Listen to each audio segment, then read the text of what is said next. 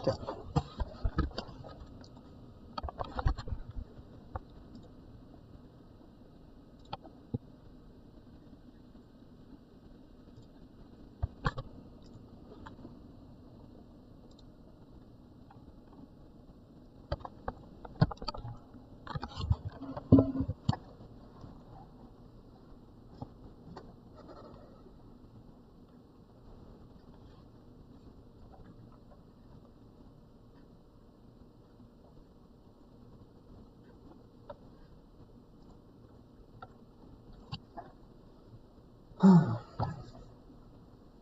I'm now ready.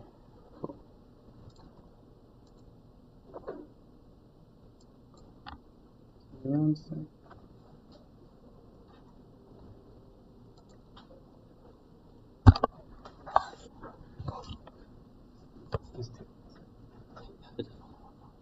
Okay. Yeah, the one that I'm doing now. And if there's anything before that, to delete. Nope. Okay. Share. I'll just slideshow. Okay. If you guys, I see the stream is like slightly delayed, so I have to wait for it to actually go.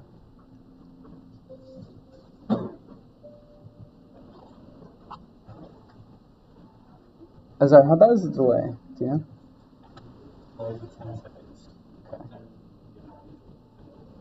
You guys mind signing in for me? When I'm done doing this 10 seconds ago?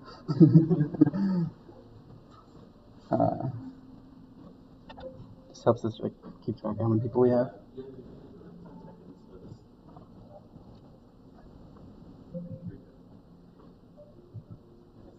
Everyone, this is the 1850 JavaScript workshop. Yeah. Sorry, guys. This is my first time setting up the stream, so I had some technical difficulties, but we're good now. There's going to be like less live code, so you probably don't need to have it like pulled up or anything. Yeah.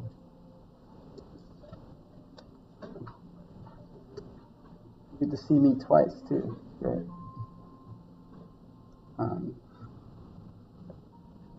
Okay. You don't need to see the introduction.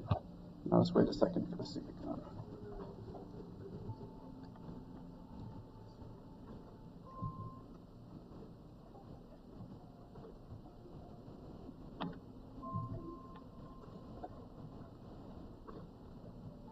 So, like, I guess the intent of this workshop is that in 2 weeks from now, I'm going to teach a React workshop.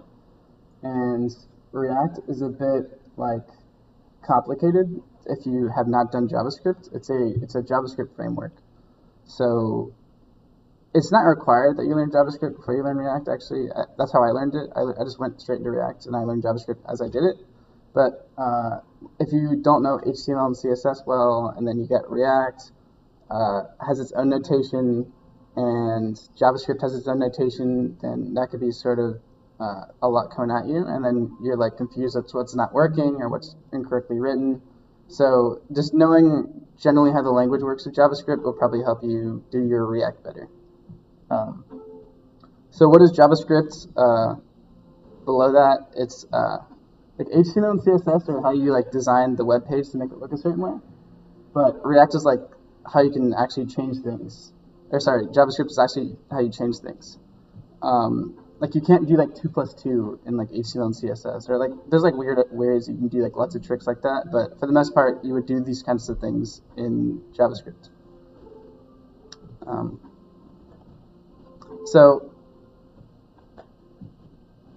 There's a difference between like a static website and a web application. So like a static website would just be like a news website. So there's no interactability. Like you're not like adding people. You're not like, it's not really an application. It's just there. And those don't really need JavaScript. It's not necessary. One, I guess, con to using a lot of JavaScript is that it's a bit slower. Like if you notice like Discord or something, when you open up Discord, there's actually like a couple milliseconds, there's like a second loading screen. And people generally don't like to wait. Like if you're on the internet, you want everything to be really fast. So it's not a bad thing. What's that? Yeah, I'll turn it down.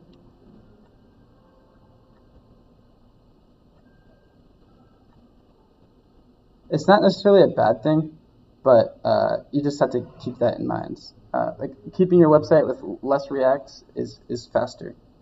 So yeah, like I mentioned before, a web application does something like YouTube is a web application. You can like watch videos, you can add things to your playlist. So how is like JavaScript actually used? You can actually use JavaScript in the front end and the back end.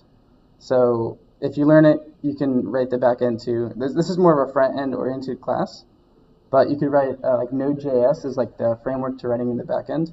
So if you learn React or if you learn JavaScript really well, then you can use it interchangeably.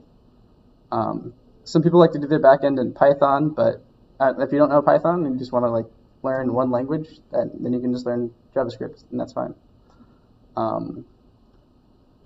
So you don't need like a framework or anything. Like React is a framework and it's very popular. You don't actually need it, but most people do not make web applications with just default JavaScript. It's a lot more complicated. I'll probably cover more of that, like why, in the React workshop, but generally JavaScript is not as good. So should you learn it before?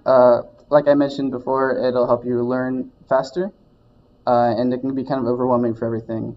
So I'm just going to skip this explanation because I already kind of gave it. All right, so in my other HTML workshops, I'm just going to pull up in a second, you can add your JavaScript like directly to an HTML page. And this is kind of different in a React app, which I'll show you later because you don't write your code in the HTML page in a React app. But here you see like this script. You can just add in like there's the head and the body. You can just add in like your little JavaScript logic wherever you'd like in your HTML page. And I can actually demo some of what what JavaScript actually does. So let's see. Like for example, this is the code, and the code doesn't really matter right now. I'll just pull it up in a second. Don't focus on like what the code means necessarily, or just like what the function of JavaScript can actually do.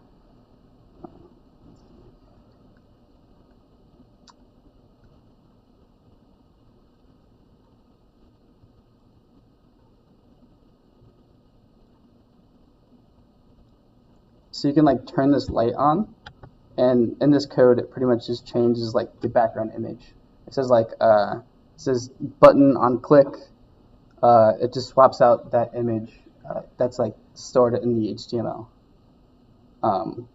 So that's like one interesting thing that you can do with JavaScript. So it's good for like making images and like things like come on the screen. Like I'll show you. This is like an example of a website that has a very like crazy high JavaScript experience. Like these things are like showing up on the screen. You'll see in a second. Things are sliding around. That is like a very JavaScripty website, and that like I said, it's actually kind of slow. So you see it a lot on like a Nike website or something.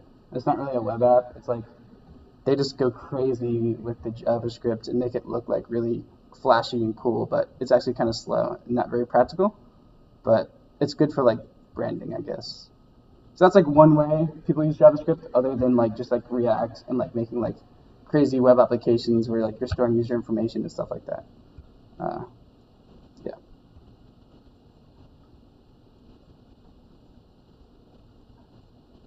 There's something down here. Yeah, like this is very JavaScripty. Let's see in a second.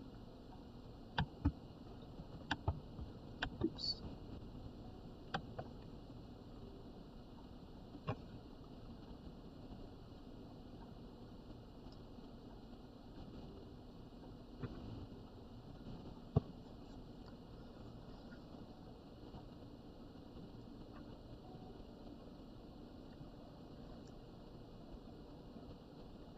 That's like pure JavaScript, and it takes a lot of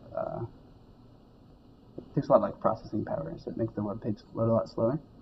All right, And then the next part is how do I add it into HTML? You can, so before I showed you how you could just write it directly, and then you can also have like an external like script somewhere. You can just have your own file like outside, and that file will let you just clean up your HTML file so you don't have like a ton of like JavaScript and HTML and CS. Like there isn't so much like stuff in front of you. It's just cleaner, I guess. So like this would be externally saved in a file like that. This my function, which it would change some text. Let's see.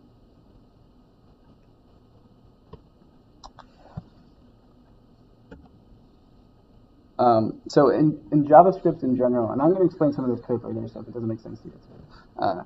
So for the output in JavaScript, you don't type in JavaScript like in the way that you would in HTML. Like if you want to write something on the page, you don't just type it in JavaScript. You either modify the existing HTML, and then one of the ways that you can do it is like there's a console on your web page, and that's like good for debugging and like a lot of things you do with like checking the variable names and stuff like that. I'll show you guys what the console looks like here. Okay, where's mine?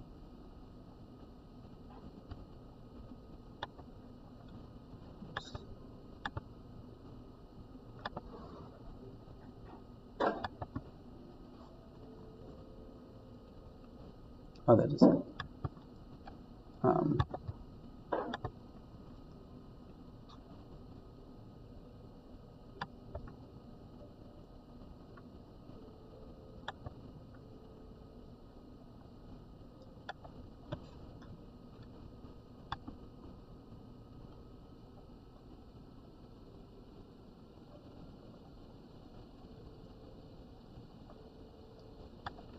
This text can be kind of small. That's just like an example of like what JavaScript can do. Like you can see that it changes text. That's just like kind of the default. But in the console right there to the right, it says hi. And then this is my code. It's kind of hard to read. I'm trying to make it bigger. But here it says console.log hi, and then that will write anything you want in your console. So sometimes your JavaScript might be breaking, and you can just like check your console to make sure that it's not messed up.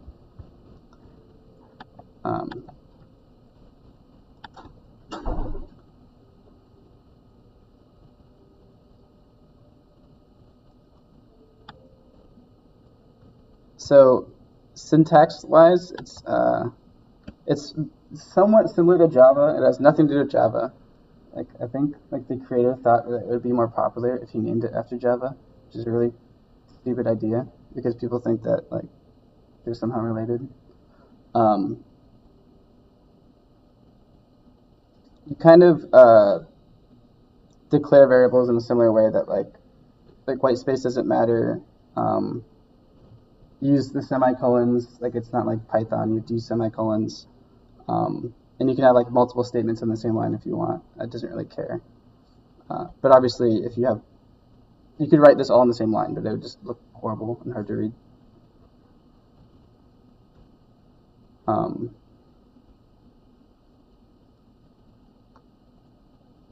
When you are using a function, you can actually just group multiple lines together. So you use like a bracket for that. And then commenting is like 2 forward slashes. So you see the comments there. That's how you comment in JavaScript.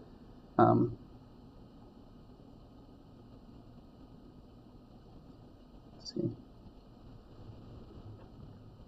And this is just a function, which I'm going to explain a little bit more in detail later. But you could have this brackets, and then that would be like one encompassed like group of code.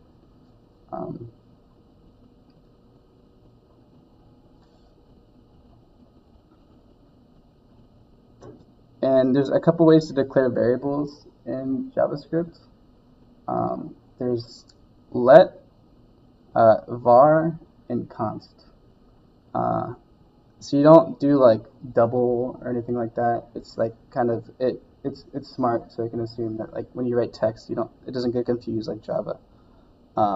So let is like the new cool way of doing it, I guess, and it's I'll explain the scope in a second, but var is like the old way pre-2015. Like in 2015, JavaScript changed, and that's how you used to do variables before. But it's a wider like scope, so it's like a global variable when you declare var. So if you have like something in a function and you want to see it outside of a function, you should use var. But if it's just within a function, let is how you declare a variable. And then constants are the ideal way, or is the preferred way of declaring a variable that isn't going to change, obviously. And it's in the block scope. And I'm going to explain scope a little bit more in a second. But obviously, like something like like pi is a constant. You're never going to change that.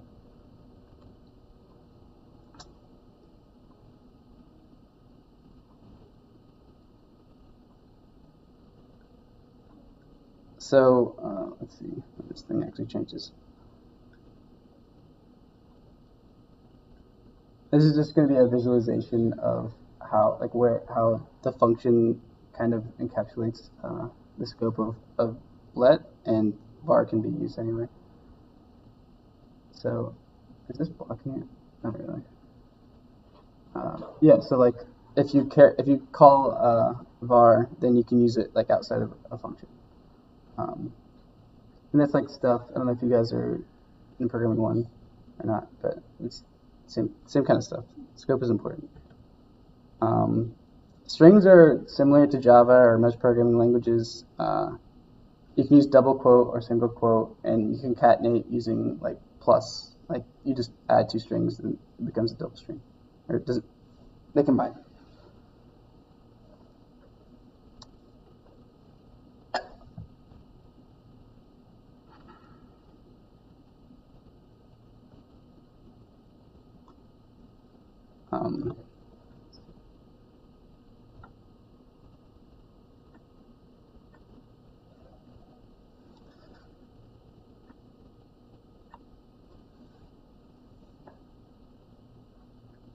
So numbers are, it's one interesting thing about JavaScript is that they don't have like double or like, you don't have to like declare what kind of number it is. Like it's like smart, like, or everything's a double. So, and if you don't put the decimal in, then it just assumes that it doesn't have one, and it doesn't like print it. So I'm not going to go like super far into like, I guess, every operator because they're like pretty much the same. The only thing that like JavaScript has that's a little bit different is it has these like triple equal signs, and that's like that makes sure it's the same type, I guess. Like whether it's like because you have like you have let, var, and const, so it makes sure that it's like the same like exact type,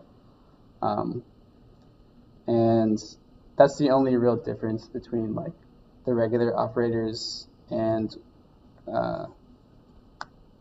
the JavaScript operators. You guys know like normal other programming languages, right? This isn't like your first one. Okay, yeah. Because if you don't know about operators, then you'd probably be very confused. And talk about functions next.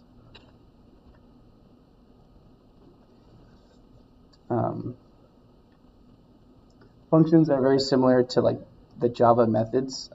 When things are, JavaScript is a more functional language. So like C, a method is called a function in C. They're kind of interchangeable. And like an object-oriented program, they're called methods, and more functional. As like the scale goes from like functional to object-oriented. So more functional, you call them functions instead of methods. Just if you have an OOP brain, that's how you could convert it.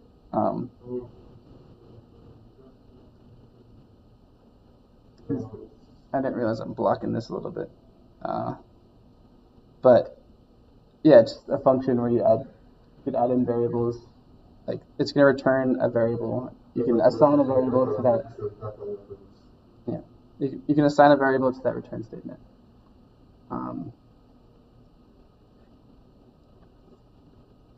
And there's actually like a different way of writing it. You're going to see in a little bit. So I guess since ES6, that's like the modern JavaScript, functions are usually written in like an arrow function, so they just look a little different, and they're a little bit shorter.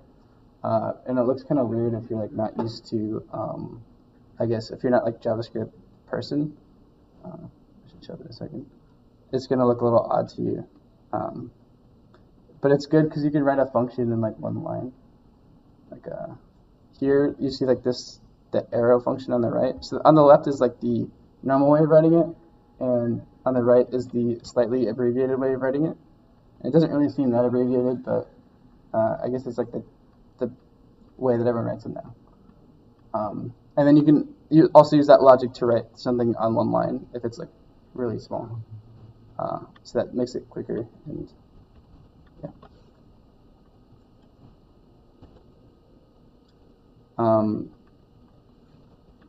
Objects are usually, they're very similar to Java or any object-oriented program.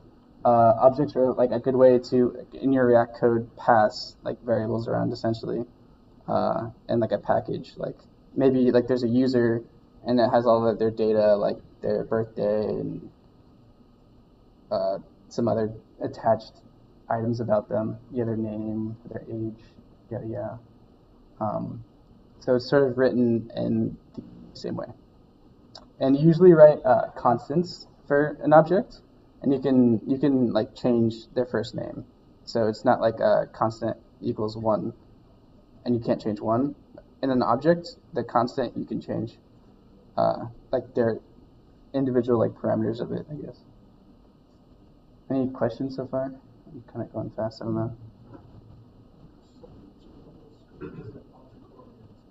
know.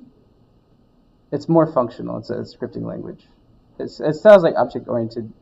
It's like a scale. So it's just, I wouldn't consider it like an OOP language. That's like C++ and Java.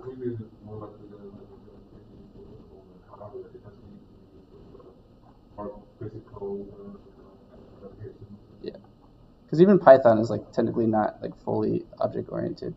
It has more functional aspects, like the map function, something that's like more of a functional program that like you can put anything in and it comes out like, the same way. That's not super important. I don't think that JavaScript is like object-oriented, but it's not there yet. Yeah, because I mean recently in 2015 they added like classes, so it did not originally have classes, and the way you like access an object, like here you see like person. It's gonna change in a second. It's like person dot like name, so it could be like print person dot name kind of thing, or I guess console log, because you don't print things in JavaScript. You just like replace some HTML with that person dot name. There's two ways of doing it. I guess there's like this weird bracketed quotation way, which I feel like is worse in every possible way. But you could do it like I like to do it the left way.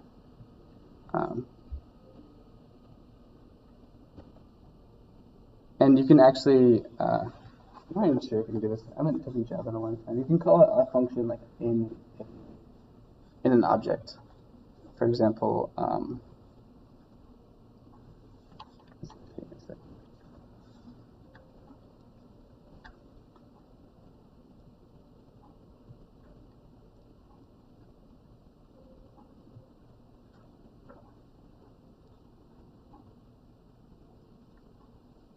okay, so like you see like how full name is a function here.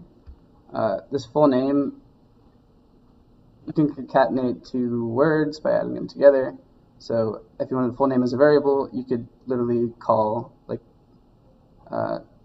use it in the same way that you would anything else, and then you call it in the same way, except you just add like the parentheses dictating it's a function. So if you like wanted to add this to like a variable, like name equals person dot full name.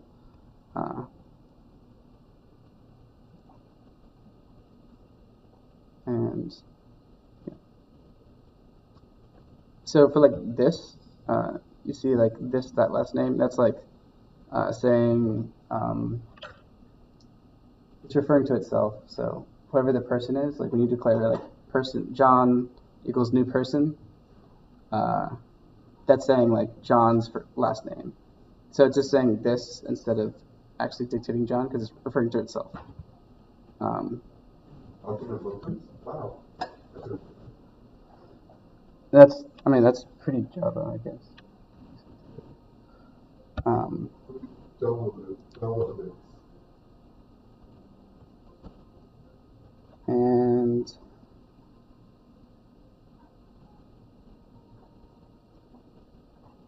I'll explain events in a second. So that's like how you trigger something to happen in JavaScript would be like you click a button, and then that would like modify some code somewhere.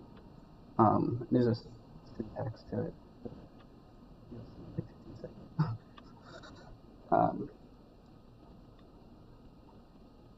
Yeah, so like this is saying like when it's referring to a document, that's referring to like the HTML document, and it's saying like when you declare something like a div or something or a paragraph, you could give it an ID, and you could say something with that ID, like name demo. I want to change that HTML to this date object. The date object just returns like the current like second, hour, yada yada. So yeah, just pretty much a button that fills in some blank HTML with something or changes something. Maybe it would just have nothing before and then it kind of appears. And this is like the format. Like it doesn't have to be an on click, and it could be like maybe a different object. And then you'd write some logic that does something in quotations. So there's like a couple events aside from on click, like on mouse over, on key down. So like pretty much when we were looking at that page earlier that had like all like the things moving, it's like when you scroll down to something, like it's being like, oh, okay, let's go crazy or whatever. It's like rotate image 20 degrees when like the user like scrolls past it, or if you click something, if you like hold your mouse over something, maybe it'll like change colors. Well, that's technically CSS too, but you guys get what I mean. These are like some of the common ones, and there's more than this.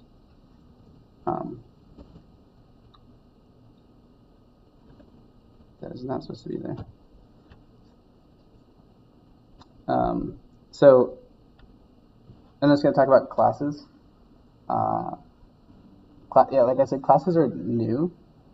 Not new, but like 2015 new, which isn't that old because these things move pretty fast. So you have, like in Java, you have your constructor. So you also have a constructor in this.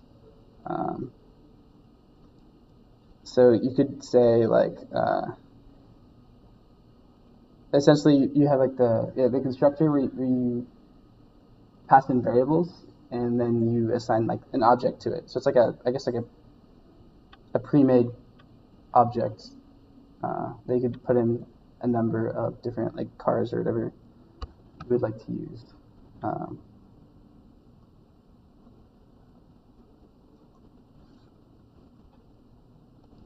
And then I'm just going to demo some stuff. So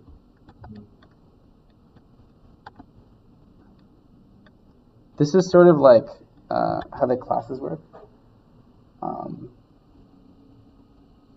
This website, W3 Schools, is like a really good source for whatever it is. Like it's got HTML, CSS, JS, and that's where I got like most of like these like pictures and stuff. So yeah, I love W3 Schools. So most of the stuff that I got was like documented off that.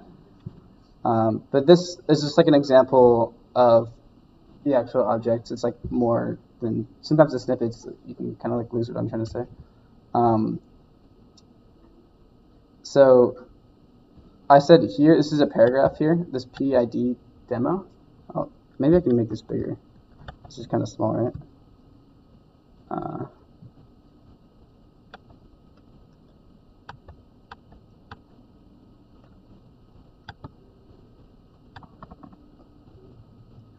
The screen is like terrible. This thing has a VHS setting.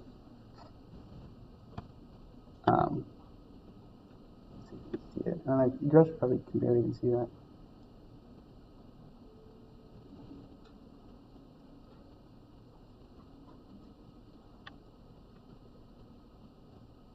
Okay, so this PID demo, that's just like saying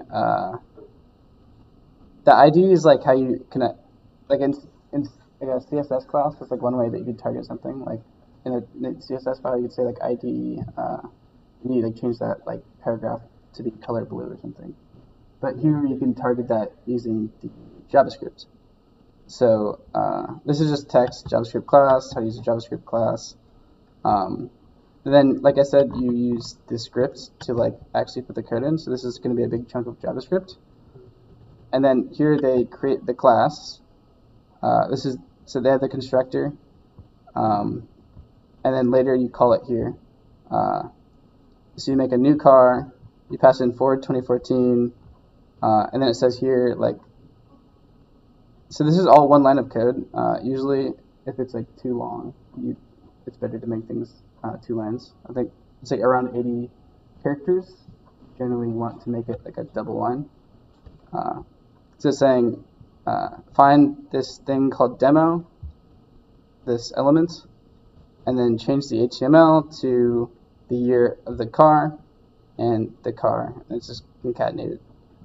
And that's sort of how you use like, that's like the very basic JavaScript. And this is just like a more complicated version. This is more logic, so you can see kind of how JavaScript actually looks like in a web page. And one of like the cons of JavaScript is that it's not very like modular. That's one of the reasons that people use React, is because there's something called components, and it can like, you might have to write the same JavaScript over and over again. And in React, you can create like a component, and that will like reuse the same code, and you can call it like as many times as you want. So it's like a lot more like modifiable and a lot cleaner. Okay, so this code, it has kind of the same logic, but you can also call this ageX function, and it's like, let's see. You can pass in. So here it gets the year of whatever the current year is, and it knows how what the year of the car is because you created the car like here, and it just subtracts it from the current year and creates like the current date. What's that? Those text Yes. Well, it replaces it. Well, there's no text between the p tag right now. This is that's the ID for the demo. That's just like a way to like describe something in HTML. So you could have text in here. Oh, you're saying what if there's text? I think I can put text here. Maybe it just has this like and then that.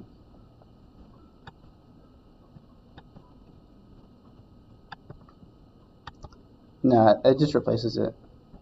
Because that's what it's saying. It's like the inner HTML, like the HTML between these brackets equals this piece of information. And then if I had that like turn into a button that would do it, then it would have the hi, and then it would replace it based on that button click. Does that make sense? If you wanted to do that. And this is like mainly kind of what I wanted to cover. Just like the basics of like how to use like what the functions look like, because I mean when I first started using JavaScript or React, like the arrow functions, I was like, what the heck is this? Like it looks really weird, and I didn't understand, I guess, the difference between everything. I also had there's like an upload for my old HTML CSS workshop, so if you guys need to like brush up on that, I think that's pretty important to making things look the correct way. But the JavaScript React is like probably the harder part. It's just like I said, like you got too many things going on, it can be confusing. Because if you get confused by like the HTML and CSS, then it can be overwhelming, kind of. And then the next session is going to be like more live coding, because I'm really not amazing with JavaScript. Like don't ever vanilla JavaScript code. So I'm definitely better at using just React. And React is like a lot more, I don't know, it's kind of like using GitHub or something for the first time. There's like lots of like weird notation to get it going. So yeah. Any questions? So I also have, at the end of this, I have the link in the slides. I'll post these slides in the Discord, I guess, with this W3 schools page, which it has like, there's certain things like in strings and stuff like that. Like I didn't explain every concept because I just don't have time, and it's also like hard to absorb in one sitting. But if you're ever using JavaScript, like, it's good to like look at this stuff, or like if you want to like really like read like a more in-depth description about the difference between let and bar and like when to use them, this is like a good resource. Or like arrays, like I just didn't get into that. But I don't think the arrays in JavaScript aren't like anything particularly special. Just the syntax is different. Let's see. JSON, that's kind of like how most data online is sent. Like when you call something from the back end of a website, like an API, it'll usually be sent in this format, and it's like you can transform it to JavaScript really easily, like JavaScript variables. And that's how most things on the internet are like, all the data is sent around. That's like one extra thing I guess I'll add in. And just like in these brackets. So yeah, that's the main thing. There's a tutorial. This guy, he does really good React with a tutorials H1. as well. I'm gonna call this. So he does like a full like to-do application, like a to-do we app, also in just vanilla JavaScript. And I guess using actual vanilla JavaScript can help you understand why, like JavaScript, why using React might make more sense. Because if you're like, oh wow, this is kind of annoying to like rewrite the same code. I wonder if someone has made a better version of this. Well, someone has. So yeah, that's pretty much just my workshop. I don't know if you guys have any questions. Vanilla JavaScript is just not using like React. Like React is a framework, or there's other ones. There's Vue and Angular. Those are like popular React frameworks. Or sorry, JavaScript frameworks. I just prefer using React, but everyone has their like different companies use different things. Like Google, I think, has Angular, but it's not particularly popular. Vue, I know some companies use Vue. It's like they're all very similar, and it's all JavaScript. So it's the same logic. It's just literally like slightly different coding, and it's all just a framework that makes JavaScript a little bit easier to use. And they have their own individual syntax, so it's like something to learn, and then it's like, yeah. What's that?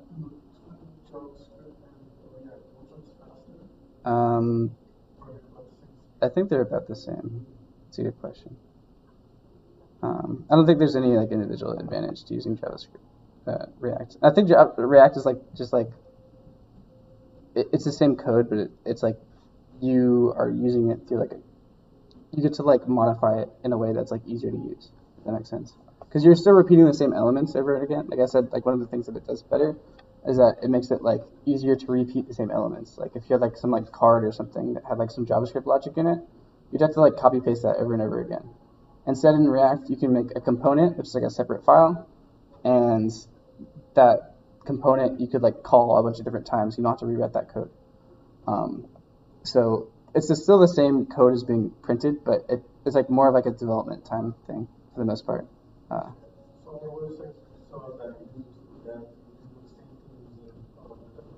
Yeah, you can. Well, I think a lot of the things that they do with like things moving around on the screen, like you can even do like physics in JavaScript. Like JavaScript's pretty powerful. It's just the main condition of why the main restriction is like loading speed. So like people could do crazy stuff like or like I know like people like on their resume websites will have like a rotating cube or something you can like put physics in React, or not in React, but in JavaScript. And that's not really a React thing necessarily. It's just like there's actual programs to like make physics and stuff like that, like or like something slide across the screen or fall. That can make like a web page look really cool, but like I said, the main restriction is that it makes it slower. What's that? I think they're about the same. I like React because I think it's the most popular.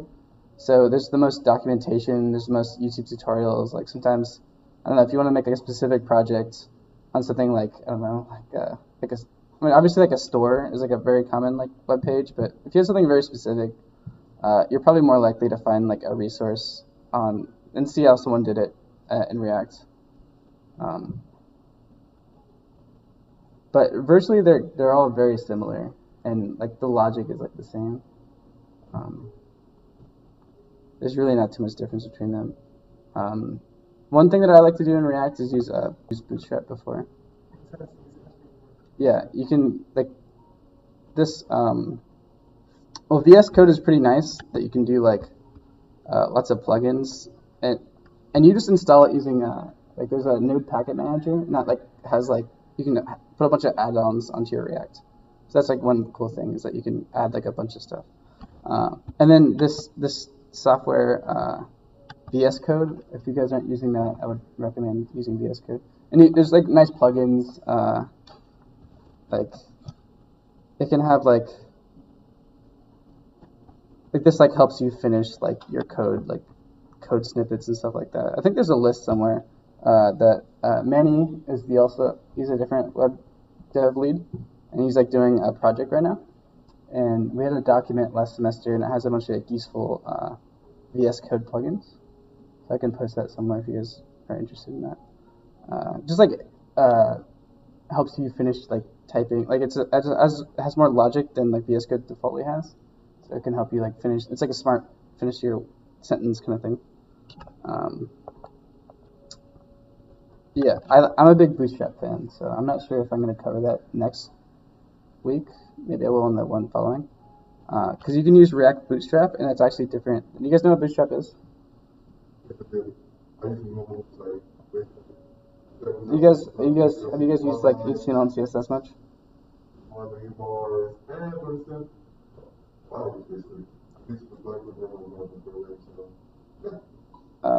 Yeah. Bootstrap is like a framework for CSS. React is a framework of JavaScript, and there's like a modded. Yeah, no problem. There's a modded version of like CSS that's like easier to use. I prefer to use it, and I use it in my React. And then all of a sudden you got like vanilla. If you don't know vanilla CSS and you don't know HTML, and then you got React, which has its own notation, and you have Bootstrap React, which has like extra shit going on, then it can get very like complicated. But it's just it has some like default like, for example, when you have like CSS, you have to come up with your own like. The reason that CSS Bootstrap is even necessary is that CSS isn't very responsive like defaultly. So like for example, something that looks good on a web page, like a full computer, doesn't always look good on a phone, and facilitating like things that look good on both can be kind of complicated because you have to like change the size of the text. You have to be like, at this pixel, I want like this image to be smaller because the image can't be like the entirety of the screen.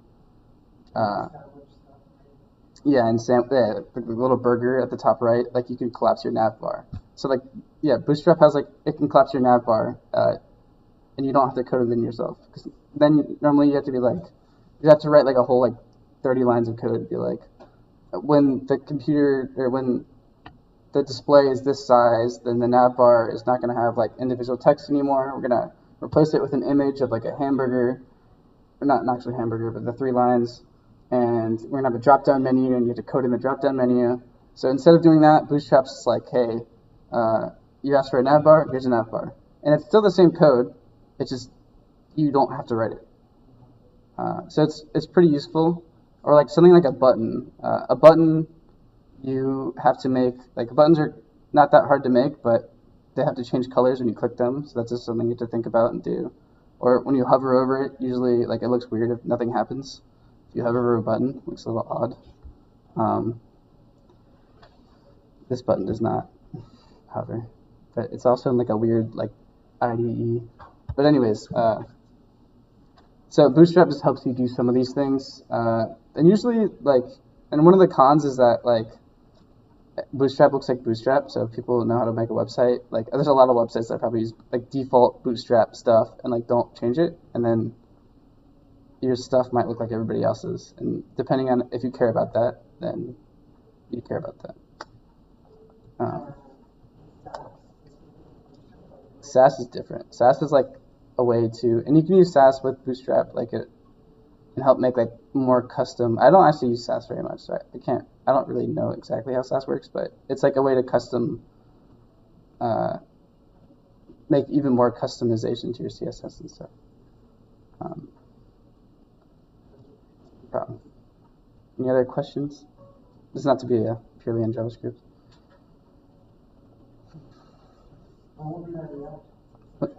It'll be 2 weeks from now, so it's not next week. Same room, same time. Okay. Yeah. Okay.